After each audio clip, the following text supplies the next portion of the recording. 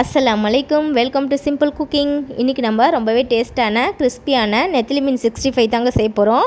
வாங்க எப்படி செய்யுதுன்னு பார்க்கலாம். நான் நெத்திலி மீன் எடுத்து நல்லா க்ளீன் பண்ணி கழுவி எடுத்துக்கிட்டேங்க. அதை ஒரு ஓரமாக வச்சுக்கலாம். இப்போ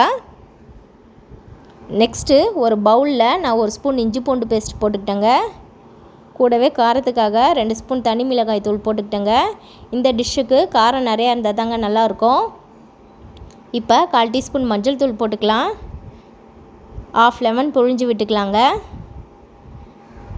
2 ஸ்பூன் கார்ன்ஃப்ளவர் மாவு போட்டுக்கலாம். 1/2 ஸ்பூன் தூள் உப்பு போட்டுக்கலாங்க. 1 ஸ்பூன் சிக்கன் 65 மசாலா போட்டுக்கலாம். இப்போ நம்ம இது எல்லாத்தையும் கொஞ்சம் தண்ணி ஊற்றி நல்லா பெரட்டி எடுத்துக்கலாங்க. பெரட்டின மசாலாவில் நம்ம மீனை போட்டு நல்லா பெரட்டிக்கலாம்.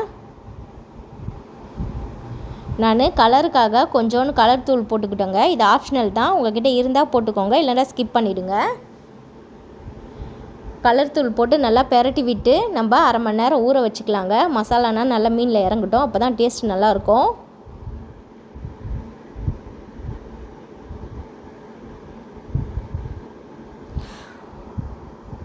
அரை மணி நேரம் நல்லா ஊறினதுக்கப்புறமா நம்ம அடுப்பில் ஒரு கடாய் வச்சுக்கலாம். கடாய் காஞ்சதுக்கப்புறமா அதில் ஆயில் ஊற்றிக்கலாங்க. ஆயில் நல்லா காஞ்சதுக்கப்புறமா நம்ம ஊற வச்ச மீனை போட்டு நல்லா பொரிச்சு எடுத்துக்கலாங்க. அடுப்பை மீடியம் ஃப்ளேமில் வச்சு போகிறீங்க, அப்போ தான் கிறிஸ்பியாக வரும். மீனை நல்லா பொரிஞ்சதுக்கப்புறமா அதை ஒரு பிளேட்டில் எடுத்து வச்சுக்கலாங்க.